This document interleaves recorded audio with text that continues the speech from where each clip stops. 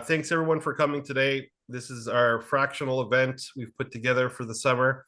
We brought on some great experts here to help us understand how to start and grow your fractional enterprise. Whether you are someone that's in transition, looking to fill your time, or looking to become a permanent fractional, we're hoping you're going to have some actionable advice here to get started. If you do have any questions for the speakers, feel free to put it into our chat window, and we'll get to it at some point during the next hour. So first off, I'd like to introduce our three speakers who have given us their time today. In no particular order, Karina Mikhli, she's founder of Fractionals United, a leading community for current and aspiring fractional leaders. As a fractional COO and operations strategist, Karina helps founders escape daily operational problems that are overwhelming, so that they can refocus on vision and growth. With over a decade of experience running professional service and SaaS businesses, she specializes in fractional COO services, workflow optimization, and strategic advisory, clearing the path so leaders can do what they do best. Thank you, Karina, for coming today. Also, Tom Schultz, a fractional CFO and co-founder of Next Gen CFO, a fractional CFO firm that has grown to 18 professionals, making a full-time living out of part-time CFO work. He began his fractional CFO career in 2006 and has worked with more than 40 companies as a fractional CFO. In 2023, he wrote a book, So You Want to Be a Fractional CFO, that sold more than 2,000 copies. He has also been coaching professionals since then who are either starting a fractional CFO career or considering whether the career is right for them. So thank you, Tom, for today. And Neil Weitzman, a seasoned go-to-market leader and fractional chief revenue officer with 25 years of experience across SaaS, technology, insurance, and more. As founder of WeitzmanGTM.com, Neil partners with startups and growth stage CEOs to build and execute data-driven go-to-market strategies that create pipeline and drive sales. He's also co-founder of Porch, a community supporting international and immigrant entrepreneurs. So thanks, Neil, for coming today. So to get started, we're going to do some nice little softball questions just to get the conversation going, and we'll get to some Q&A from the audience as well. So just to start off, to ask each of you, how did you decide to become a fractional executive? And what were the biggest surprises in your first year? For someone new starting off, I wish I knew when this now, sort of like look into the past, what would have been sort of key things you would have loved to have known your first year starting off? I'll start with Tom. Well, I started in 2006, so yeah, it's hard to equate what it was like back then versus now. LinkedIn had just started, so I couldn't do anything on LinkedIn, or I was an early member, but really wasn't a good platform to use. So when I started, I was and in person. There was no hybrid, there was no remote. I was in person and 100% in person, and that's just how it had to be done back then. And so over time, I've kind of adapted with the times, and then I finally, after talking with over 100 people who wanted to get into the fractional CFO career, I decided to write a book so I could free up some of my time and just buy my book, and then we'll talk. And so I wrote 2 years ago the book, So You Want to Be a Fractional CFO, and it's selling, and it's still selling, and I'm getting a lot of good feedback from it. So there's that's kind of how I got started, and got a lot of ideas in my book for someone who wants to get into it. How about you, Neil? I guess I always, for me, just to try to stick with the question here, how did you decide to become a fractional executive? Biggest surprises. I always wanted to start my own business. I was a full-time employee in different roles. My latest one was a full-time CRO. COVID hit, lots of stuff happened, obviously, to many people. And I decided to start my own business, which I had always wanted to do. So of course, the thought of what business do I want to start? And best advice ever is do what you love and do what you're good at. And I love being a CRO, and I love helping companies and working with CEOs. So I started a fractional CRO business, learned a lot from different communities and different people in my network on how to do that, and leveraged my network in a big way to learn. Big advantage versus like anything trying to do it on your own. And I absolutely love it. To me, it's being a self learner and having to be a sponge to keep up to date with all the changes that are happening quicker than anyone can keep up with, actually. In terms of surprises, I guess I'd say, I guess less surprises, but more reinforcement of how important some of these things are. And for me, I guess I'd say how important your brand is and how much time you need to put into your brand. This isn't transactional. We're not selling a widget, right? We're selling ourselves, which is all about trust and all about our brand.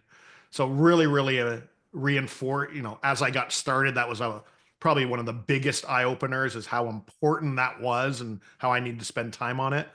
And then treating yourself like a business was also something. It's not just, hey, it's Neil, just hire me.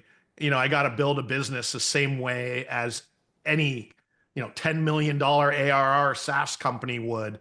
What's your go to market? What's your ICP? How do you think about your branding? All of that is just as important as it is for me as it is for any company.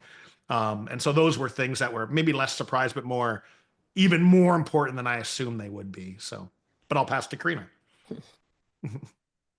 So to answer the question, I fell into it by mistake. I was working in the publishing industry, which was going through upheaval because of Amazon and digital, and got tired of one too many reorgs and layoffs. So started freelancing on Upwork of all places, and over time fell into what now would be called fractional. But I was basically managing operations of several small businesses at once. And it wasn't called fractional back then, that didn't exist. And for the first couple of years, I was still kind of looking for that full-time job. But after a while, I'm like, you know what? I can do this full-time. And it's actually more stable in some ways because I can see when one client is on the way out and fill that one gap more easily than going from 0 to 100 again. But it wasn't something that I had always been W-2. I didn't know how to run a business. I had to learn that all the hard way. I totally undervalued and underpriced myself for years and had to learn how to and I remember every time I increased my rate, I would tell my husband, I'm so worried, I'm so nervous, I'm not going to get any clients. And I did. So I wish I had had the forethought to look for community and ask the questions, right? But I fell into this by mistake. I didn't know what I didn't know. I learned over time, as well as time blocking and just boundaries, and to interview the clients as much as they interview me, and all those things I had to learn over time and the hard way, and wish I had had a community and colleagues to ask those questions up front. No, it totally makes sense. It's good to have a sounding board, and hopefully, events like this as well, just giving you that insight of what's the inner workings. I guess first thing would be to, defining fractional. And I know you're really, you really like to do that, right? Maybe we'll have a debate about it, but, let me put it this way. What do clients expect from you, considering that you're not in a full-time role? What's the difference of expectation? That's a big thing, I think, for someone. If you're used to being a W-2 and you're like, okay, I know how to be a COO in a big company, but now, okay, you're fractional now. Is your influence diminished? Like, what do they expect from you for what they're paying you, and how do you sort of square that circle and with each engagement? Is that directed at me? Yeah, sure. Just a follow up. Sure. So it's very important upfront to set expectations.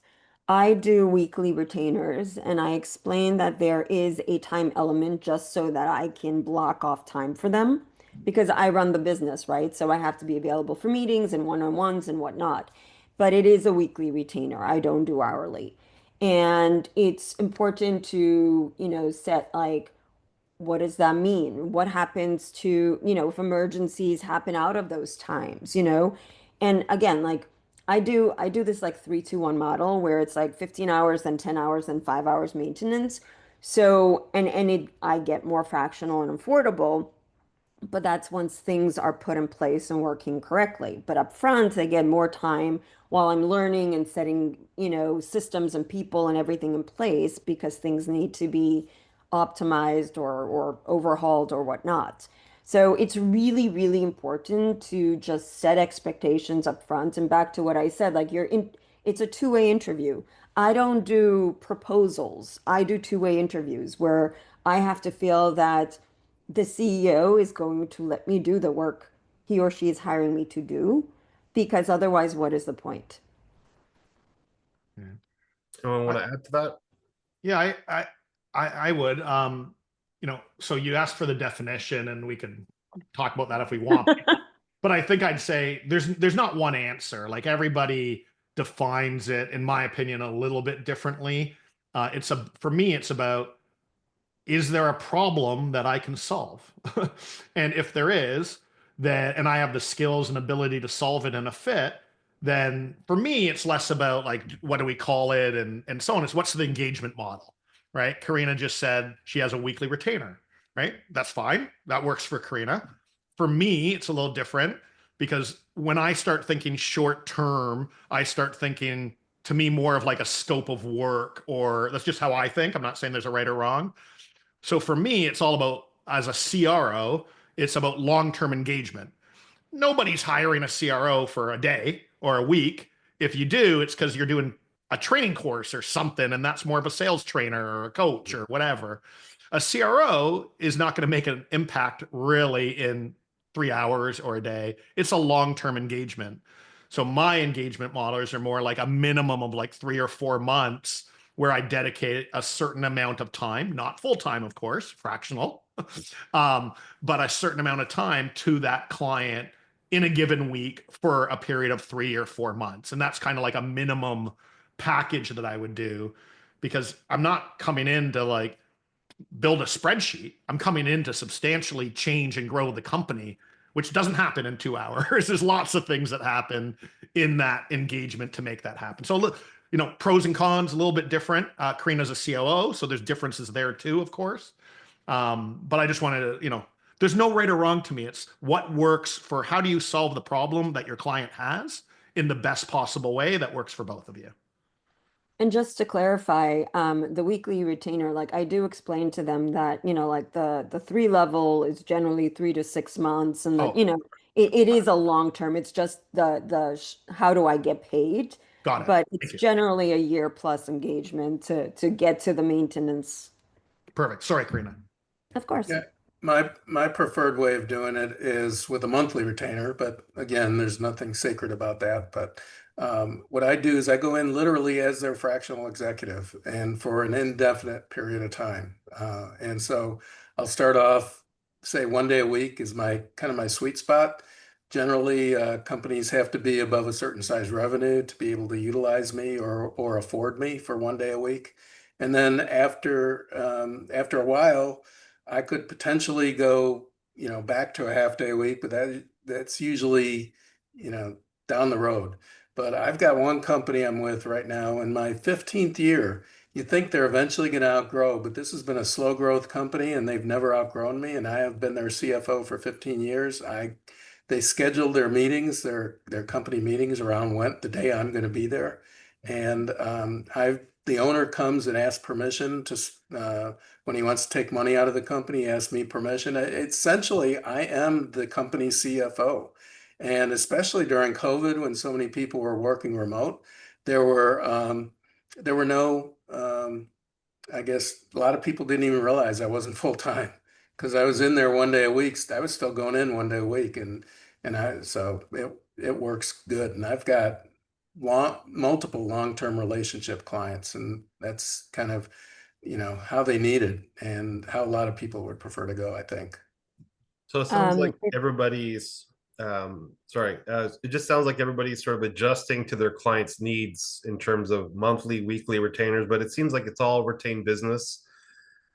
That's been the preferred from what I've heard from a lot of fractionals, and going hourly has been sort of the no, that's not a good idea, right? Correct. Can you explain why going hourly would be bad? Besides obviously having retainers nice, but Why don't you think hourly is not the model for fractional? Before we go there, I realized that I didn't define fractional, and I think we should just put it out there short, just at least briefly. Mhm.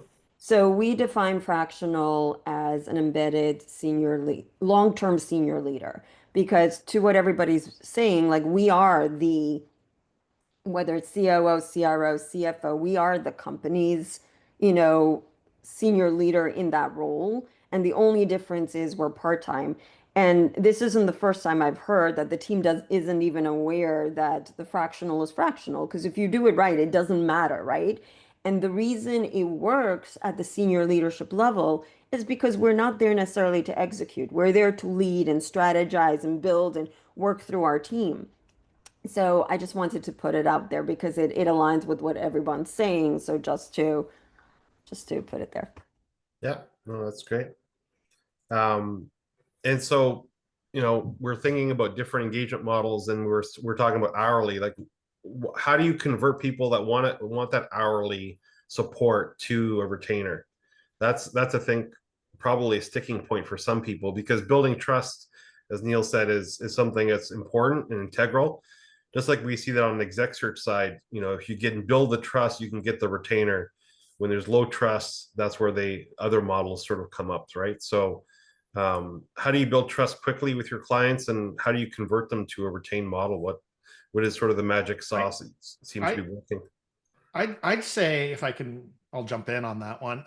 Is one, we're talking about fractional executives. So Yeah, first and foremost, this isn't junior level jobs, which there's nothing wrong with, but we're all fractional senior executives that would and do and have sat on C-suites. yeah, So I'm not aware of any C-suite that kind of gets paid hourly in any job. So we don't either. So the first thing is like any business, we have a model and we stick to it. So if yeah, a CEO says, "Hey, Neil, what's your hourly cost?" I say, "I don't have an hourly cost. That's not how I go to market. That's not how I build my business." And if they continue to kind of harp on that and don't let that go after you have a good discussion, then I probably understand it's not a fit in the first place for me. But 99 out of 100 CEOs get that right away when you talk yeah, about it in the right way. And you basically just put it aside and say, "That's not how I engage. You don't get paid hourly. Neither do I. My model is X, and this is how we do it." So, right off the bat, as Karina said, it's part of the expectation setting.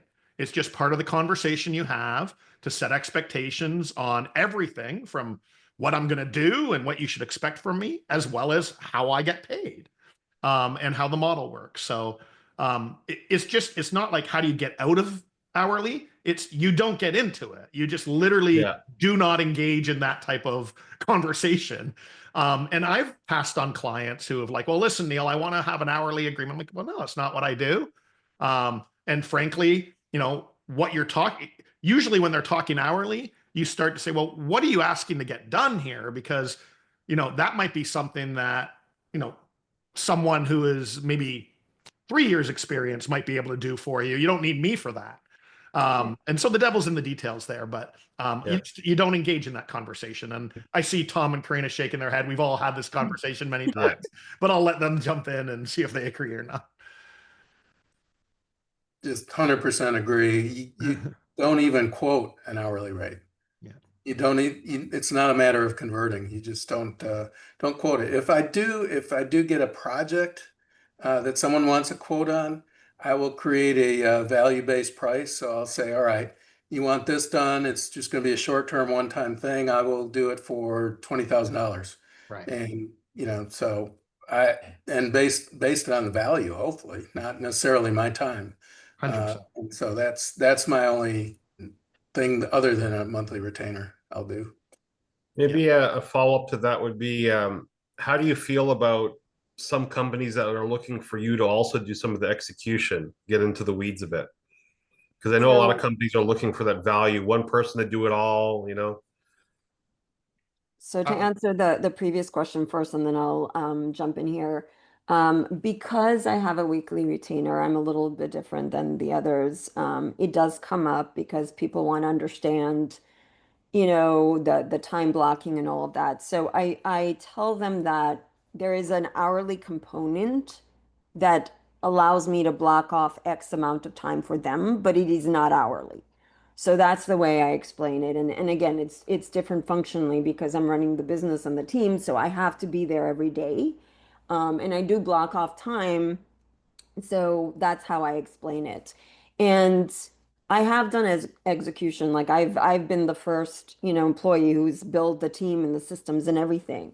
I explain that I'm willing to hire and build, but I'm honestly too expensive for them to want me to stay in that role long term. You know, the goal is to build the team and systems around me and then to just manage it at a high level. And that's where my maintenance stage is. Like I'm still the one everything escalates to, and I still lead everything, but they don't need to be paying me to do the things that there are lower, you know, like people more suited and who it aligns with their current strengths and interests to do rather than myself. Yep. No, completely makes sense. Anyone else want to chime in on that one? Yeah, in the CFO world, we have an accounting component of the financial area, and usually CFOs don't get involved in that. And we hopefully have a good controller that we're working with that's overseeing the accounting side.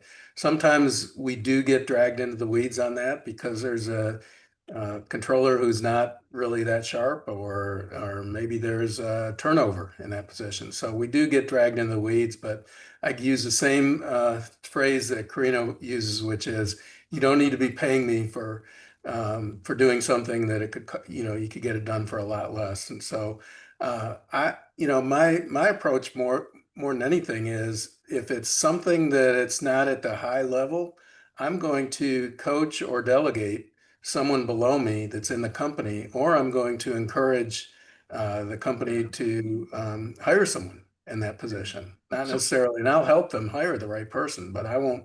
I just really try hard to stay out of that. Yeah. So I love this conversation. I mean, someone who is gonna implement, execute. I mean, that's like that's a big misnomer, right? Like as Tom said, it's like we all do that, right? We all do that. I make sure that whatever I might recommend, I make sure it gets done. I execute it, right? I'm not a quote unquote like just strategic consultant that comes in, gives an advice in a deliverable on a PowerPoint deck and says, good luck to you. That's Right. a different type of thing. That's not, and I'll just use me as an example. That's not a fractional CRO. That's a Deloitte consultant or a McKinsey consultant or something. And I'm not trying to make fun of them. I used to work at Deloitte, so there's a time and a place for everything. Yeah. But it's very different. So if someone says to me, are you going to execute? I'm like, heck yes. If you're going to keep me around, I'm going to make sure that whatever we agree to do together gets done and gets done well. But to Tom's point, that doesn't mean I'm pressing every single button. It means I'm making sure that it gets done through leadership, through coaching.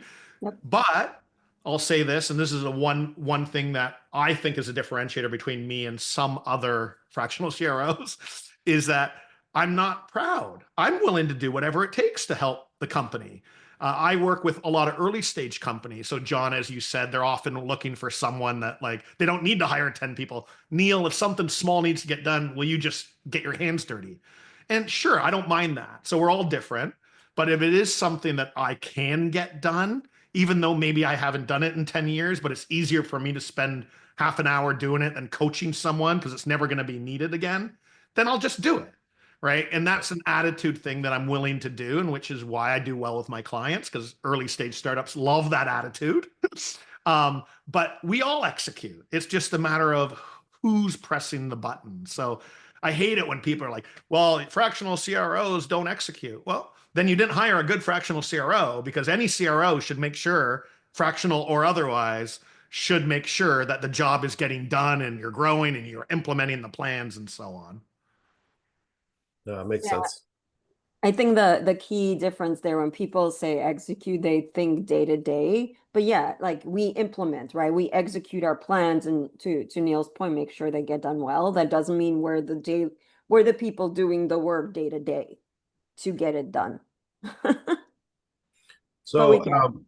just like some thought about that. When you're looking at for customers, would you say that all fractional executives have the same sort of ICP in terms of like company size, revenue, that kind of thing, or does it vary? No, it varies, and our roles would vary greatly in terms Yeah. of ICP. So there's no, because I've heard of a lot of people saying, well, founder-led companies that we can work directly with the founder is, the sort of the 10 million. I hear a lot of them targeting sort of that 5 to 20 million high growth, early stage startup where they need someone that can execute at a high level to come in. They Well, can't afford their C-level people yet, so they're going fractional, right? So that's usually smaller companies. well, Or how are you finding it? I can say like from, my work with my community as well as my work with the FLA, there are definitely people like I personally do SMBs. There is a large segment that does VC-backed startups. There's a smaller segment that works with larger companies, like Michelle Albin works with larger companies that it's almost this hybrid fractional interim kind of thing, right? So it really varies. It's anywhere from like I said, I've done the 0 to 1. I don't do that any longer, but that exists to all the way to even larger companies. And there was a couple of months ago, there was actually an article about like I forget, it was fractional twinning, something like that. It was like this new term somebody coined about large companies hiring fractionals to kind of like be a second, like a shadow of an existing fractional. So it's like it's evolving. I don't think we need to label it. Like everyone just needs to know what they're comfortable with and what their ICP is. Yeah, I mean, I don't disagree with any of that, and I'm not. Tom could jump in here in a second here.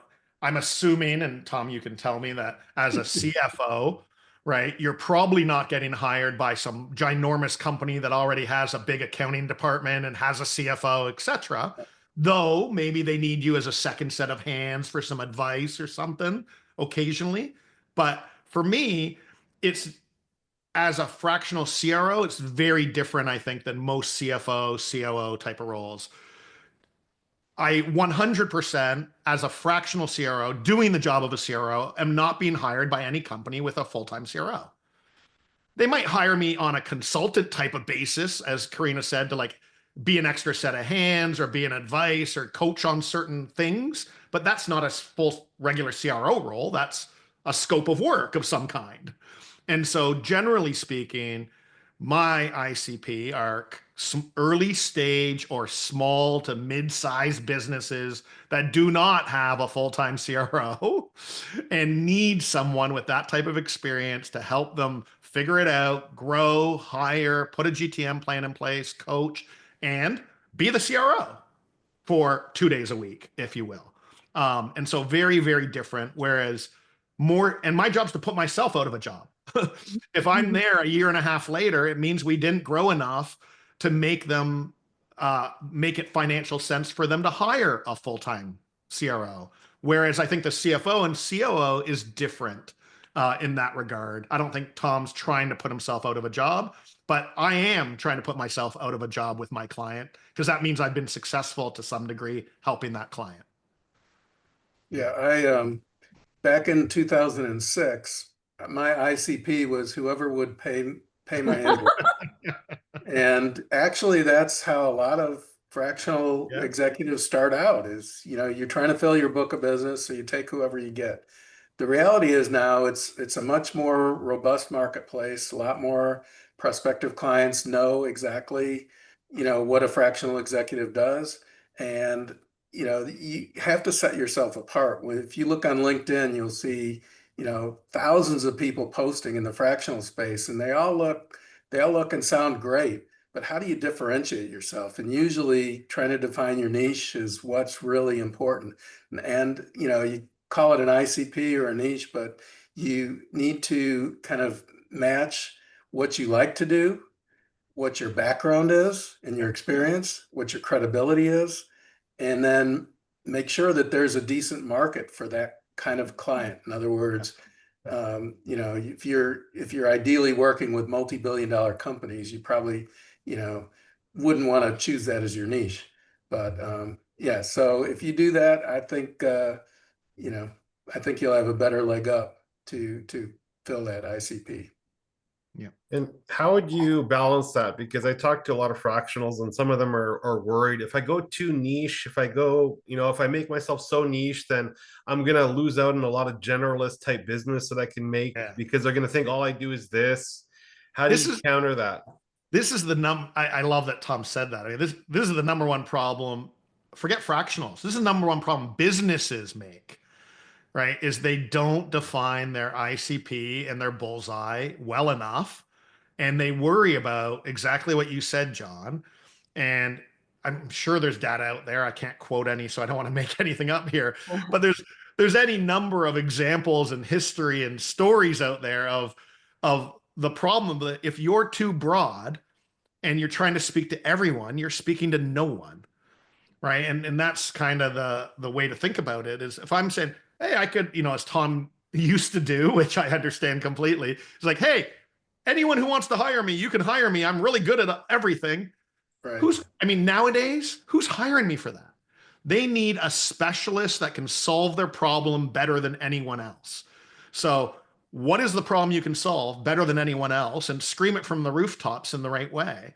And the reality is that's going to get you, in my opinion, way more business on that problem, right, than any of this broad, maybe you're in the ballpark type of stuff. And by the way, when you're in a conversation, so if that's your lead gen and someone calls me for that specific problem, I can then talk about, oh, by the way, I can help in B, C, and D as well, but I just need to get into the conversation to start. And the way to get into the conversation is being the best at the problem that you are great at solving, not being great at everything, because nobody is great at everything. Similar to Tom, I think those of us that are not like marketing or growth or sales experts have to learn this the hard way when we go into business for ourselves, because we don't think this way. So yeah, back in my early days, I took whoever. And I remember when a marketing friend explained this to me, and I had the same reservation. But that means like, everyone else will like exclude me. And I remember her saying that like the point is to be memorable, right? If you're too broad, no one is going to remember you. But if you're specific, the right person will remember you at the right time. And like that's always like that's stuck out to me. You want to be memorable. And to Neil's point, like once you're in there, you can elaborate, but you need to get in there by being memorable. Yeah, and you target who you're talking to. You're going to get referrals from places and people. And what you do is you need to develop your referral network to match your ICP. So, the people that are talking to your ideal client are the people you want in your referral network. Yeah, Tom makes a great point there. If you think about it from a referral network perspective, I might get the odd referral that's like, well, Neil's just smart and he's a good guy, so you should talk to him, hopefully. But the reality is no one's listening for that. Like if Tom was my partner and friend, which he is, of course, and he was talking to someone and they were talking about a CRO, I want to teach Tom in my relationship with him to tell him exactly what I think I'm great at. So when he hears those trigger words, the first thing I want Tom to think about is, oh, Neil's the guy that I know can do that for my client, right? That's way more effective than Neil's just a CRO and a nice guy, so I'm going to recommend him. Because Tom's only recommending people that he trusts and he feels, because that's currency. If Tom recommends someone to his client or a friend of his, and it's a bad recommendation and I shit the bed for them, then Tom looks bad, right? So we got to all make sure that there's a full, like, I'm really good at X. I can do other stuff, but X is what I'm known for and what you should feel comfortable recommending me for. Maybe a follow-up to that would be, how do you balance new business development along with your existing client base? Like, how many clients would you recommend a fractional executive take at any one time? And what's a week in the life? Like, how much time are you putting to BD? Because you got to keep your pipeline always going. I think that's for any business, pipeline is it makes or breaks your year, right? So I how'd you think talk about that? I think it depends. It's gonna vary a lot by function, right? Like Mhm. CTOs and CFOs and CMOs and COOs and CROs, we all have like our different number and depending on our model. Like for me personally, I can have one at the 3 level, two at the 2 level, and maybe 2 to 3, at the maintenance level because it's different. So I would say 3 to 5 max, but it has to vary by engagement because I can't. And even at the 4 or 5 is a lot, and there that leaves a lot less time for the biz dev and everything else I need to do. And that was before Fractionals United. Now, obviously, I spent a good portion on that, so things are different. So I think it really, really depends on your function and your engagement model and how much time, and yes, it's not hourly, but how much time you have to focus to get work done with your client. And I would say you have to, like, the biz dev has to be ongoing and not when you need it, because if you only turn it on when you need it, you're going to be in trouble. And that's something we all have to learn is to keep it, to keep it going, which is why like communities and networking groups and all of those are and just staying in touch with your referral network and your communities throughout and building that into your day to day or week to week. Tom, Makes do you want- sense. Yeah. I could talk forever about business development, but Tom, Yeah, we'd love to hear it. no, I was going to say, Tom, do you want to go first if you want to talk about this, and then I'll jump in? I just forgot the question. What is it again? How much time you spend on biz dev, Uh, and how do you okay. manage, like how many clients do you normally manage at a time? What's a healthy amount? Yeah, so I've been unhealthy more than I've been healthy. So what I recommend to people I'm coaching that are just starting out is to kind of an 80-20 viewpoint. So maybe fill yourself up with 4 days a week of work and save 1 day a week of not a full day, but do the equivalent of 1 day a week of business development every week. You got to keep that up. And so my referral network is mostly local. And so I'll do lunches and coffees with people all the time. Almost, on any given month, I'm probably doing 6 or 8 coffees and lunches just to kind of keep watering and fertilizing my network. And that pretty much works for me. But yeah, so. Um, Yeah, I agree with everything said, and even if I don't, everyone's got their own model and way that is effective. At the end of the day, you do what works to keep your pipeline full, and so you can look ahead and say, "Hey, I have 3 clients ending in X time, and I feel really good that I've got enough pipeline to replace those." And it does take time. The number one mistake is, we get so busy with work, we forget to build our brand and build our pipeline and build new relationships. And those things take work. They don't just happen. They take focus and work and effort, and they're fun and enjoyable if you do them the right way, but they're hard as well. And so I agree, for me, and again, our roles are all different, but yet there's some similarities. I would say, for me, if we think about a day of work and if we think of a day equals a client just for the sake of like doing some calculations, then for me, I think you got to think about 3 clients at most, because every day of work, the minute you add another client, add like 20%. Meaning the juggling that goes on, the calendars, all the extra work that happens when you're managing 2 CEOs versus just one is incremental time. It is. Um, the extra message, the extra Slack, the extra phone call, all those things add up very quickly. So 3 clients in 3 days is actually, I think, closer to 4 days of work if you were like counting. So I would say be careful going above that in what I do. I often do and make that mistake and regret it. And that's why I often work way too much, but I actually love doing that.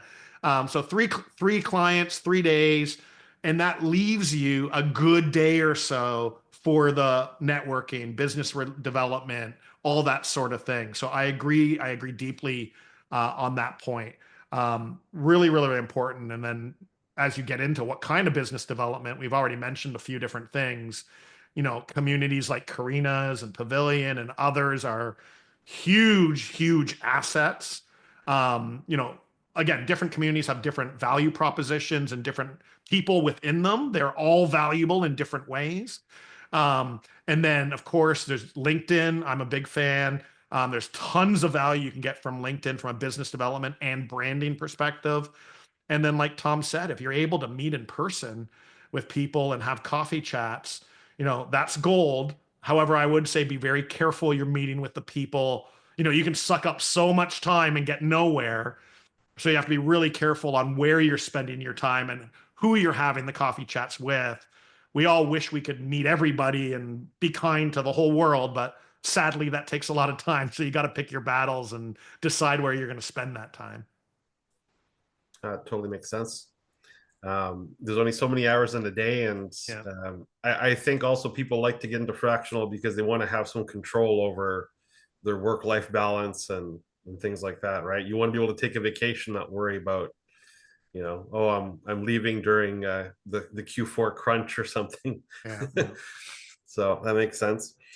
We had a question from the audience here. I'm just going to read over. So they said, regarding managing and setting expectations, how long do you give yourself to get the overview of what's realistic to achieve? Are there any particular methods you use to do that analysis when you're checking with a new company? So I guess the whole discovery process. So sorry, I can't see the message. Do you mean like, how do we agree on targets to hit? Is that what the Yeah, question how do you is? set realistic targets in a given company within a certain timeline? Like, how do you set your goals that are achievable as a fractional as well, considering the time you're putting in? So again, I'd say, and again, Tom and Karina can say for themselves, but the goals and types of goals and targets we set would be very different because of our functions. For me, when someone thinks about goals for a CRO or a sales marketing function, you start thinking about dollars and pipeline generation and leads and SQLs and so on. And I would say, this is going to sound terrible. I don't agree to any targets. Not until I would deeply understand the company, which I don't do and can't do in like a 1 or 2 hour discussion with a CEO. So I won't set myself up for failure by agreeing to someone's arbitrary targets of, Neil, we think you could, if you come in and we pay you X, you can grow, you're on the hook for 20% more leads. Like, you can write down anything you want, but I'm not subject to that. I'll tell you, we'll try to do as great as possible. No CRO, or in my opinion, nobody should ever agree to targets without having the ability and time to do deep discovery, do analysis, look at the data, understand what's happened, what's possible, and set their own, what I would call ambitious but achievable target setting, both for the company overall and for a particular role, if you will. So I've never taken on in any engagement being subject to targets, meaning you're only successful, Neil, if you do X. I just have never agreed to that. So during, similar to what Neil said, during the initial two-way interview, we agree on, I guess, the overall reason I'm being hired, right? Sure. Like as a fractional COO, the CEO is either overwhelmed or can't grow, or like there is a reason they're hiring me, right? So we agree on that. And I explain that part of my 3-stage, right? Part of the initial stage is I will talk to everyone up and down, right and left. I am going to spend time asking questions and, processing that and then making a recommendation on what I think is the way forward and how to do it. And that we will do this together before I start. That is when the targets and the goals and everything are contrived together, right? It's a joint process. Similar to Neil, like I once had somebody try to put in stuff in the SOW and I was like, nope, going away. Like you don't do stuff like that. You do it together once you're in there and you understand what is doable and not. Yeah, and ditto on this side. Don't create anything target for their expectations. Got to go in and got to figure it out And so in the CFO world, sometimes I walk into a mess. It's like the bank has called my loan and can you help me dig out of it? Or, I spent all my money in last year's bonus that I bought a yacht with, and now the IRS, I owe a lot more money than I thought I owed. So I can't really agree to anything. I'm going to give you my best efforts, and I'm going to go in, I'm going to roll up my shirt sleeves, talk to everyone, do what I can. And then we do an assessment really in my early part of my engagement, every 30 days. So. Okay. And maybe just a follow up to that, in terms of like best practices, for contract terms, work terms, deliverables, and so on, like, is there any best practices you'd like to mention in terms of like, okay, you got to have this in your contract if you're consulting, you got to have it, or if there's a conflict with the client, how do you resolve these kind of conflicts that may come up, right? Especially when it comes to deliverables where you're not, for example, you're not agreeing to a set metric, okay, but then how do they know that you're doing what you need to be doing, and how's that process sort of pan out? So I Obviously think, trust, but besides that. Karina, go ahead, Karina. First thing I would say is don't be cheap. Have a legally, legally drafted template that you can use and reuse because you want to protect yourself. So this is an investment in yourself, your business, and your future. Don't just grab a template off of LegalZoom or whatever. Yeah. Have a boilerplate, know how to adjust it, and talk to your lawyer, understand what things mean, what you can adjust. And then have a job description you come up together that is referenced, right? That is like, I have the boilerplate. I have one for like, my consulting work, for my fractional work, for every kind. And I know it protects me. Yeah. I'd say I agree obviously with what Karina said. I mean, to me, there's a couple things there, and then I'll talk to what you said, John, about best practices. One, Karina mentioned it before, we've all talked about it, setting expectations. That's kind of what we're talking about. If you set expectations properly, verbally, slowly, and focused, and in writing, both in emails and on the contract, hopefully that avoids 99% chance of anything going wrong. In all my experiences and everyone I've ever spoken to, when they run into problems, it's because they didn't do that. Okay. I know it can happen even though sometimes you do that, but I would say those are generally outliers. Usually they didn't set expectations verbally and in writing properly at the beginning. And that's where you run into all kinds of miscommunications, problems, and misset expectations. So that's number one. Do that, put the time up front. I sit down with my CEO prospect up front and say, hey, before you sign this, I want to walk through what I do and what I don't do so there's no confusion. No, Neil, I read it. Nah, I know you read it. I'd like to just chat and make sure. And so we do that, and then they sign it and read it as well. That way I can always go back and say, Bob, what the frick, man? Like, what's going on here? We talked about this. We read it. You signed it. Why? What's changed? Right? And so you have to have that. And then in terms of, so that's a best practice, I guess, is making sure you do that. And then, one quick best practice you said from a contract and billing kind of perspective is I'd say, I don't know if every function's the same, but I'd say we are not a piece of software. You can't take back the work we do. So be careful.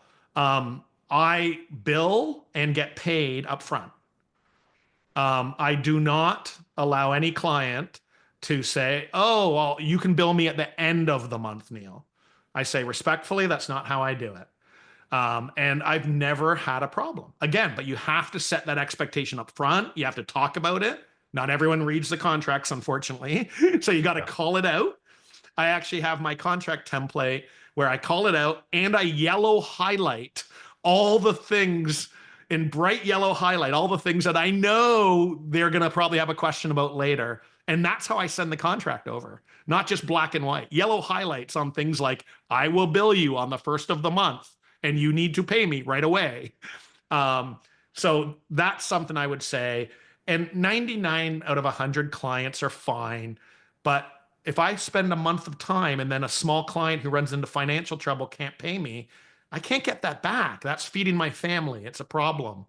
So I make sure, that would be, I would say, a best practice for any solopreneur, small agency, if you will, in terms of billing and getting paid. Yeah, cash flow is king, especially when you're working for yourself. Totally get that. Yeah, I would only add one thing on top of that is that when I go in, I always have the company add me to their professional executive liability policy, so that I'm covered just like all the other C-suite leaders. And I've never had any pushback on that. Pretty easy. It's interesting. I have a question for Tom on that. Tom, does that mean in place of you having your own business insurance? No, it's double extra.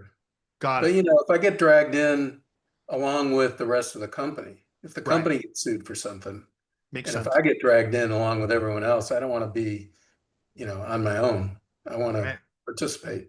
Oh, that's a good call. Hey, I learned something here. This is It good. can't hurt you. It can't hurt to ask. No, for Yeah, sure. that's That's a good good. As a fractional COO, I will, so 100%, I always get paid up front. That is non-negotiable. The only caveat or exception is sometimes I add myself to the cadence of their payroll, right? So if they pay everyone every 2 weeks or every week and they want to pay me that, that's fine. But if they don't want to add me to their payroll cadence, then it's upfront, non-negotiable. I tell them upfront, I will not chase, this is the way I do it. Yeah. And I do the same thing, Karina. I'll let them do that, but only after the first payment is made, to kind of just build that trust a little bit, if you will, on both sides. And then I'll say, hey, going forward, if you want to just add me to make it easier, that's fine. Okay. Makes sense. And we're running short on time here. So final question for everyone. Maybe your top 3 tips and tricks for a new fractional. What would you say is, okay, here's some really good tip that I wish I had when I was starting. Oh, wow. It's gotta be a good one. Yeah, no, I have one that I'll go first. Sure. And some people may do this, but usually when I say this, people are like, oh my God, that makes sense. Karina alluded to it earlier, even though she mentioned it a different way, is you charge weekly as opposed to monthly. Meaning, if I do a deal with someone and I say my minimum commitment is 3 months, because I'm doing a day a week, I'll tell them. So I'm making up a number here, everyone. The price is $4,000, $3,000, whatever, $3,000 for a day per week, times 13 weeks for 3 months, because there is 13 weeks in 3 months, not 12.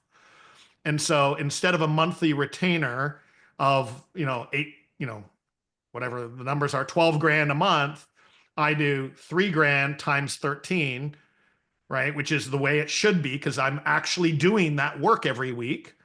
So if I'm doing it monthly wise, I'm leaving money on the table.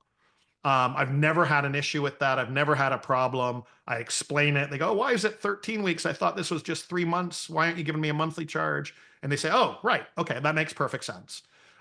So you can send an invoice for any damn amount you want and add up whatever you want to do, but set it so that you're getting paid for the work you're doing, which is, if it's 13 days of work over the 3 months, it's 13 charges of X amount of dollars.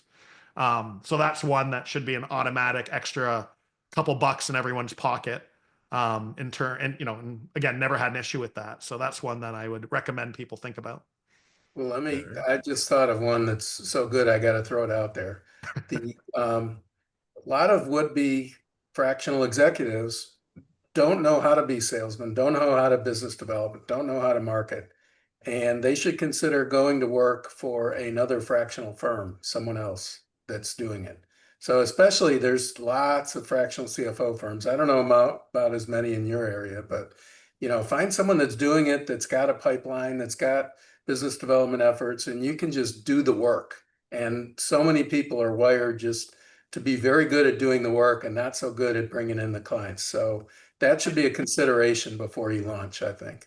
That we could have a whole nother session on that one, Tom, because I am so pessimistic about those firms bringing in business for people. I know so many people who have done what you said and are Well, starving because they're relying on someone else to bring yeah, them business, and it's a tough world out there. So yeah. it can't work. I'm just saying. There's good and bad ones. There's Yeah, good and bad ones. I acknowledge that. yeah, yeah. So from my perspective, tips, first of all, set yourself up as a business, right? Register yourself as an LLC, have a business account, like do this right. Treat yourself as a business, right? Like don't just throw stuff out there and hope that you're going to be covered. Two, um, understand why you're doing this. Understand, what kind of work you want to do, who you want to do it with. And like, yes, we've all had to take work just to pay the bills, but don't lose sight of why you're doing this and keep looking for that, right? If you want to do this long term, you have to be happy. You have to be working to your strengths and not miserable, because otherwise, what's the point of all of this? So we all take jobs to pay the bills, but that's different. That's short term. Long term, build a business, know who you want to do this with, know the kind of work that lights you up, and keep looking for that. And three, always invest in yourself. You have to, like, we're leaders, AI, whatever it is, like be a good leader, know the tools out there, know what's hot, what's not. Like you have to keep, no one's going to pay you to take the classes or make the time. If you want to be relevant, you have to invest in yourself so that you can do your job for yourself and your clients. Yeah. I vote on Karina's being the best tip. Um, Yeah, even better than mine. Because I agree. I've seen so many people doing this who just think that it's easy. It is 100 times harder than anyone thinks. And if you are not learning, investing in yourself, whether that's through communities and courses and getting out there and attending events, unfortunately, you need to spend money to be successful. Get references, find the good people to work with, find the good classes to go to, the good courses, the good communities, whatever you need to do. But if you aren't spending money to grow your own business and keep learning, you're going to be screwed. It's all good stuff. And any final thoughts before we call it a show? Good job, John. Thank you for having me. yeah, I'll just say jump on in. The water's fine. Also, just to play devil's advocate, it's not for everyone. Yeah. Like everything you've heard, it is harder. Not everyone should go out and work for themselves, right? Like if you don't want to deal with being your own business, figuring out the biz dev, having, the peaks and troughs and all, like feast and famine, there's Yeah. nothing wrong with staying full time, right? Like just be aware, be self-aware. It is not for everyone. However, I'd say no. I agree, Karina. It is not for everyone, but it's not for everyone, but I'm actually more optimistic of it as a secure, profitable, amazing career than working full time, because sadly, we're in a world where there's no such thing as security. Anyone could get laid off at any time, at any place. And that's not criticizing anything. It's just the world we're in. And so there's no better way to secure your future and feed your family than being able to take care of yourself. And if you could figure out how to do that, I don't need anyone to hire me. Well, I need clients, but I don't need anyone to give me a full-time job. I feel comfortable that I can build my own business, make my own money, find my own clients, and be successful. And I don't need anyone other than some clients to say yes to me to be able to do that. And I think that's a really empowering feeling. And that's why I got into Fractional. I was tired of the worrying about some arbitrary person liking me or not liking me every morning. And it became too much. And I was like, I only want to be happy with myself. I don't need someone else to be happy with me. Yeah, totally can appreciate that. If you've had to go through multiple layoffs, you probably Yep. have had that feeling. And it's not even about performance half the time. It's No. about, Wow. shareholder price and value. Yeah. Yeah. So they got to make cuts, and It's the business. tenure of C-level people is not where it used to be. That's for sure. Yeah. So totally get that. Well, appreciate everyone's participation, advice, and best practices today. We're going to have this posted on YouTube probably early next week, and we'll share also some information about all our speakers in case you want to learn a little bit more about them.